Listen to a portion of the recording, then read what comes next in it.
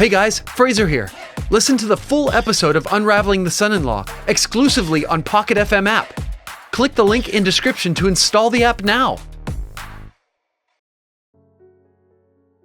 Fraser, while Nick Tomlins was abroad, he made a fortune for himself, she snapped as they sat down at the dinner table. And what have you done in that time? Nothing, that's what. She glared at him. All you've done is upset him to the point that he won't even help Natalia anymore. Fraser looked at her. He said nothing. He knew better than to interrupt her. Tell me, she shouted as she spooned some chili into his bowl. What are your intentions? She slammed the spoon down and looked at him accusingly. Fraser clenched his fist in an attempt to control his rising anger. He was the one trying to find out about Nick's true intentions, not Dorothy. But he didn't dare say that. Surely she should have done that herself, after all. Natalia's her daughter, he thought. He thought about all that he had done for Natalia since he had married her. The luxury car and the unique necklace. But Natalia interrupted his thoughts. Mom, why is it Fraser's fault? She asked, in an uncharacteristic show of defense. Fraser looked at her in surprise. Natalia, are you ill? Asked James, who had arrived home at the same time as Fraser and her. He too was angry about Fraser ruining her chances with such an eligible bachelor. Why are you speaking up for this loser? In his head, Natalia should divorce Fraser, marry Nick, and live in a huge house where he would be welcomed every day. He liked the idea of being friends with a wealthy business magnate, but thanks to Fraser, he thought that would never happen.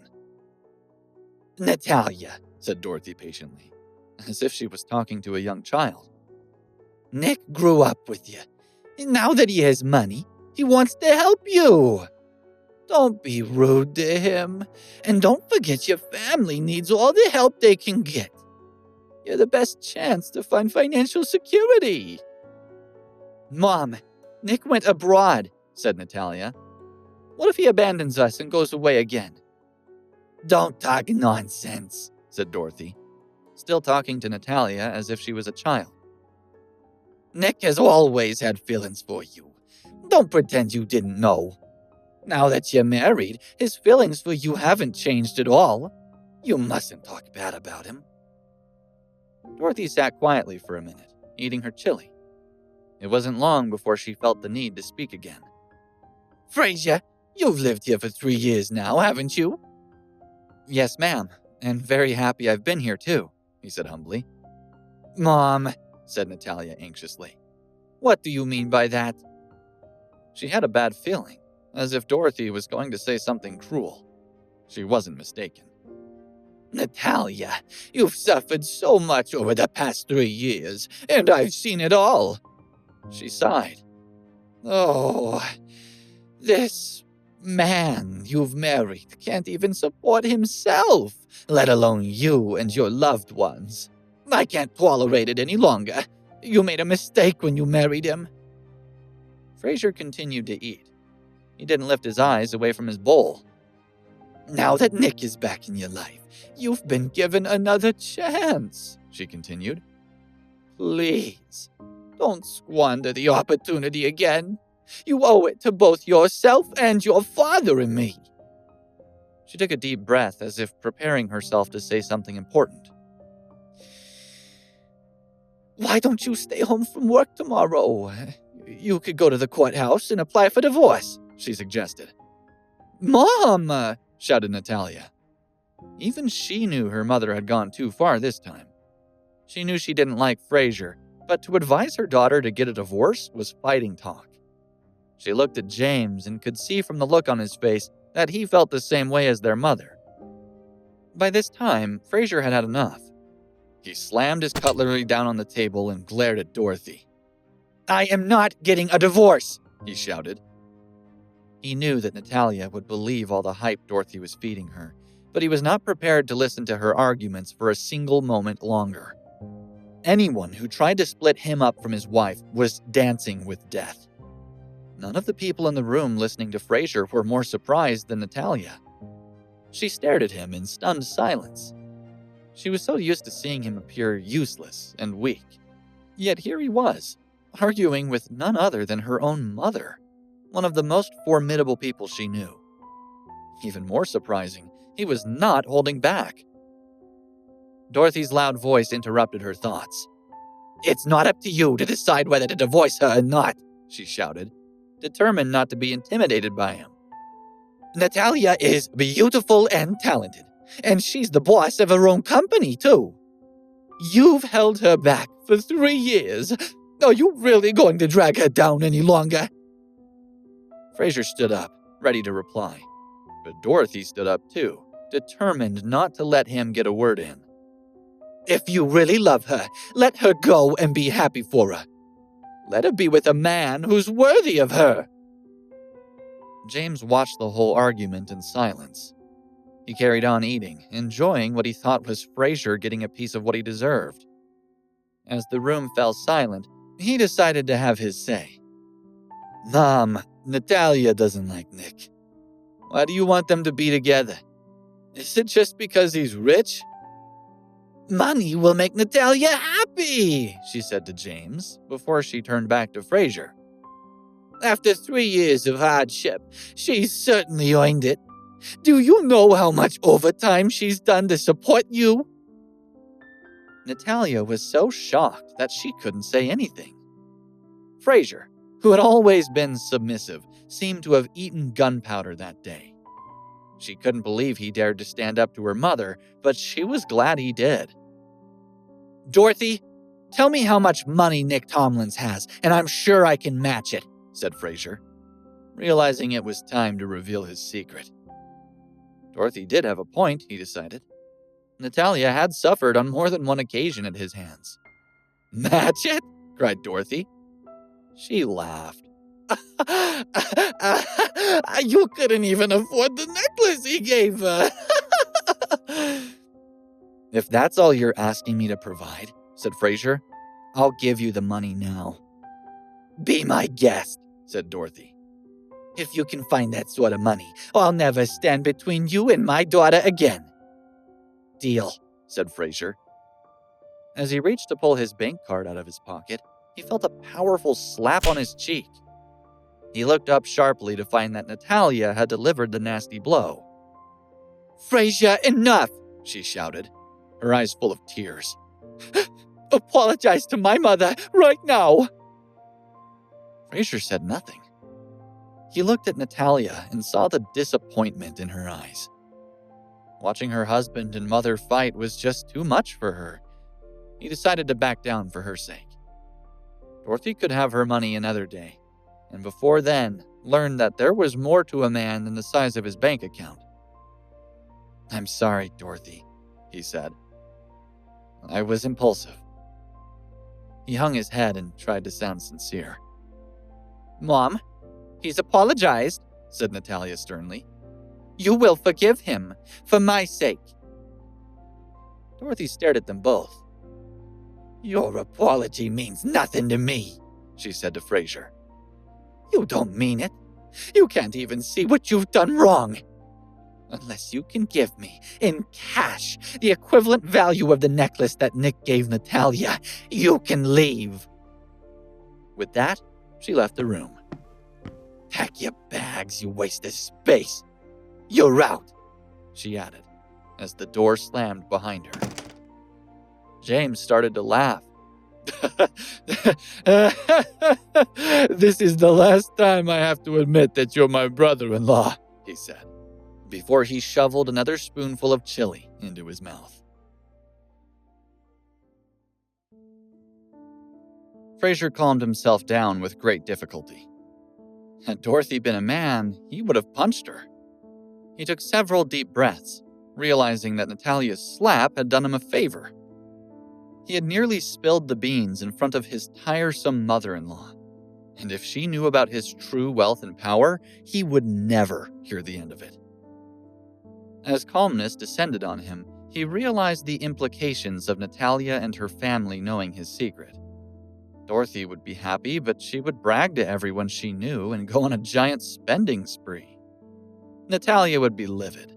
She would be furious that he had hidden it from her and then blame him for making her suffer so much. It wasn't time yet.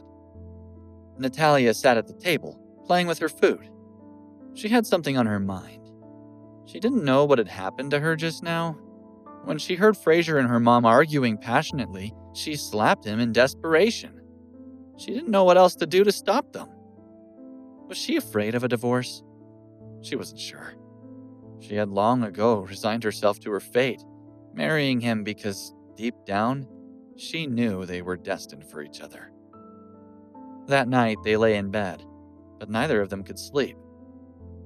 Fraser, why did you agree to give Mom so much money? Is it because you actually want a divorce? Pardon?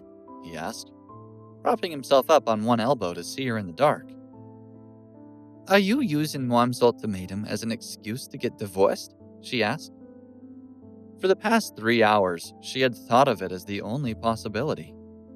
She knew there was no way he could find that much money so quickly. The last time this sort of thing happened, he had lucked out by being able to sell 100 properties in one day. But this time, she wasn't so sure.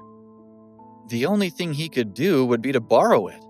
But she knew he had no security for a loan of that size. She could only assume that he was using the ultimatum as an excuse to leave her. What do you mean? He asked, shocked. I'm confident that I'll have the money by tomorrow. Just you wait and see. Confident? She asked. She had never thought of this possibility. After 3 years of marriage, he only gave her disappointment and complaints. Everyone knew that Fraser was worthless. For him to be confident about anything had to be a joke. You're deluded, she snapped, turning her back on him. You've got no chance of finding that money, and Mom will take great satisfaction in throwing you out of the house. Well, you're gonna have to believe me this time, he said bitterly. He could understand her feelings, but it also upset him that she had no faith in him. She wanted to say something, but she hesitated. He was lying so still that she assumed he had gone to sleep. As she heard his gentle snores, she wondered where she could get some money to try and help him out. Fraser woke early and cooked himself an enormous breakfast. He had prepared some for Natalia, but she played with the food on her plate without eating any, a faraway expression on her face. Natalia? He asked. Didn't you sleep well last night? Why are your eyes so dark? What do you care? She snapped. Remember our deal today? Said Dorothy as she walked into the kitchen. You may as well just go back upstairs and pack your bags, she added smugly. Don't worry, I haven't forgotten, he replied. James walked into the kitchen and poured himself some coffee. Mom, have you reminded him that he can't borrow the money? He said, enjoying himself immensely. If he can't make the repayments, he'll have us all evicted. James is right, said Hostess, who had followed James into the room. I'm not prepared to lose my house because someone else took out a loan secured on it. Will you all listen to yourselves? Shouted Natalia in frustration. Why are you so insistent that he find the money today? Surely 2 or 3 days is an acceptable amount of time to find such a large amount of money. She wasn't happy about how they treated her husband or how greedy they were. Natalia, said Dorothy patiently. You were there yesterday when we agreed to this. Fraser agreed to it, remember? And you need to marry Nick Tomlins before you get too old and your looks start to fade, added James viciously. He won't buy you expensive necklaces forever. But he didn't get to finish his sentence. Natalia slammed her plate down onto the table with a loud clang. I've had enough, she said. I'm going to work. With that, she left the room to go and brush her teeth. I'm full too, said Fraser, leaving the table and following her. As soon as they were alone, Natalia turned around and glared at him. Stop being so flippant about it all, she shouted. You don't seem to care how all of this is upsetting me. If you think you're so clever, sort it out yourself. I'm going to work. She picked up her purse and keys and walked off. James, Dorothy, and Hostess stood in the kitchen and laughed. They had heard the whole exchange between Natalia and Fraser and started believing that her marriage to Nick was one step closer. Fraser watched her leave. Helplessly, he could do nothing else but go to work himself. He got into his car and went to find Brett. An hour later, Fraser and Brett were drinking coffee in Brett's office. Fraser told him all about Dorothy's ultimatum and how convinced they were that they would evict him later that day. Brett laughed so hard that he spilled coffee all over his shirt. Why did you agree to it? He asked once his laughter had died down. You know it's a trap, don't you? Your problem is that you let that old bat walk all over you. Don't call her an old bat, snapped Fraser. You're talking about Natalia's mother. Sorry, said Brett quickly. But you'll still have to explain to her how you got the money, he added. Are you going to lie about that too? They sat silently for a few minutes, thinking about what to tell her. Maybe you could say you won the lottery, suggested Brett. Maybe not, said Fraser. I need a story she'll believe. Anyway, enough of that. What time is Nick Tomlins coming here? Brett looked at his watch. In a few minutes, he said. You'll need to make yourself scarce while I deal with him. He didn't like the idea of the two men meeting in his office. If Fraser didn't like Hugh Styles, he would loathe Nick Tomlins, especially as he had offered to buy their company. A knock on the door interrupted his thoughts. His personal assistant opened the door and told them that Nick had arrived. Brett glanced at Fraser, who nodded. Let him in, said Brett, before he turned back to Fraser. You need to leave, he whispered. No, said Fraser. I want to make him pay for trying to hit on my wife. Fraser was looking forward to seeing him again. He didn't want the man to think that he was avoiding him. He wanted to remind him that Natalia did have a husband, and that husband was no pushover. He wanted Nick to be sure that if he got too close to her, or anyone else in her family for that matter, he intended to destroy him.